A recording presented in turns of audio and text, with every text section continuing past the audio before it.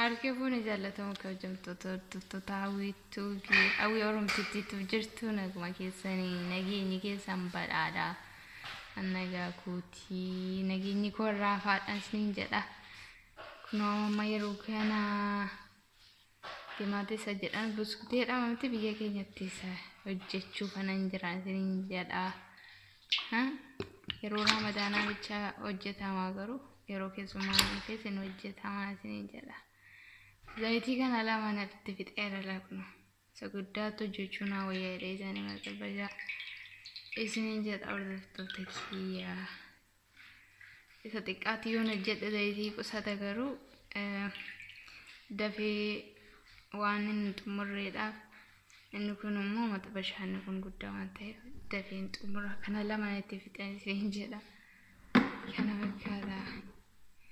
Naaf hawwu zayitiin kun yeroo naaf hawwamu gara xabbatuutti eegadaa jechuudha darba jechuudha. Na hordofaa mastirina jettee naaf tura naaf hawwu. Kunoo deebi'ee dhufeera hordoftoota kiyyaa ammoo zayitiin naaf ho'ee jira naaf danfee jira xabbisuutti jiran isiniin jedha. Yeroon keessatti daddarbadhu naaf mijanne waan ta'eedhaaf kaameeraa iddoo mijataa yoo kaatan malee namatti mijatu harkaan hin qabaa jira waan ta'eedhaan kanaaf argiin keessatti daddarbadhee boodan waraabuutti jira jechuudha. Kunoo akkanatti harka tokko harkaanii akka kana godheetaniyyuu harka koo isin qarqara asitti immoo ishee kanaa jechuudha. Zati ishee kanaaf maankaasii kanatti safaree kanneen jalaa hin gurguddanne isaaniin keessa bubuuse jechuudha. Akka walleelaa hin qabne zayitiitti fayyadamu. Isiniin jedha hordoftoota keenya baay'een keessan ni beektu. Akkanaa fakkaatan isiniin jedha.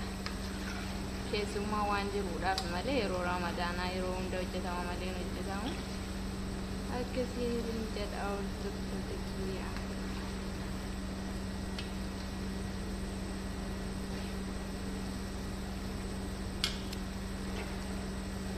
Baay'ee tokko bareeda innarraa kana akkanatti nafu bunni ta'a jechuudha.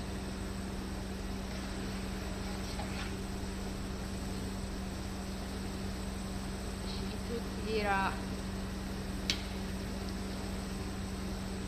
abidda isaa ol fuudheera bareechee akkana zayitii bareechee hin tuunne.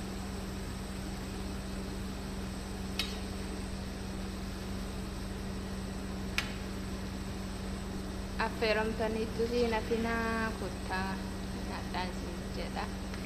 Kan keenya gurguddaatu hojjetama kan isaanii kunuu qinxootii isaanii ilaalaan isiniin jedha. Kuwaasii xixiqqoo ijoolleen taphattu fakkaatti isiniin jedha. Ilaalchatti immoo yeroo kaa'amu namatti miidhaga garuu nuti hin fayyadamnu malee yeroo namatti fudhatasi.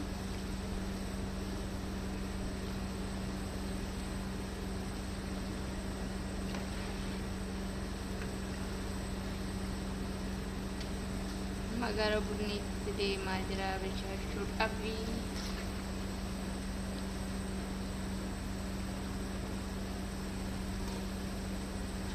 Mata bishaan xiqqoon jirti garuu inni kun dafee haaluma tokkicha waan dafee na xumursiisu isa kanan fayyadame isa kana fayyadamuudhaan immoo zayitii baay'ee tokko fudhatee jarkiinaa siitee xiqqoo lama itti fixee garuu rakkoo tokko malee dabdanii akkasiin xumurtan godha jechuudha. Kanaaf yeroo tokko fayyadamuu jedhe akka bashaasa guddaa kanas jedhee isin jedha. Amma gara bunni ta'uutti deemaa jira.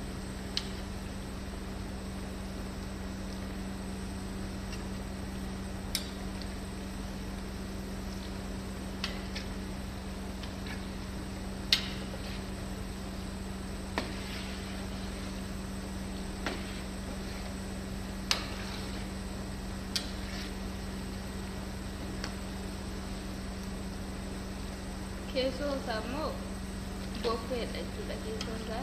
Keessoon isaa akkuma daabboo jechuudha.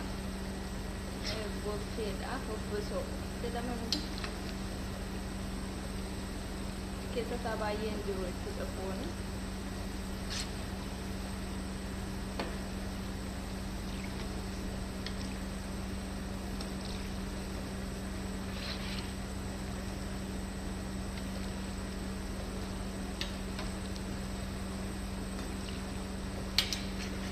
Iddoo tokkotu kaameraa kaasanii hojjetan namatti tola malee kaameraa qabanii hojjechuu namaaf illee mijatu baay'ee. Kan isinirraa eegamu laayikii, sabskiraaybii, sheerii gochuudhaan jajjabeessaa ishee jedha hojjetu keessan iyyuu.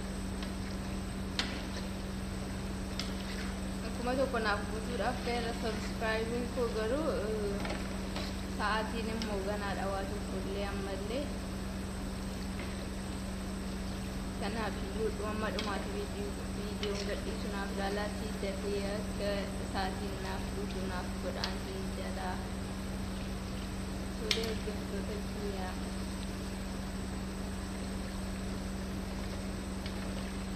Bakka ammaa gara bishaachuutti deemaara.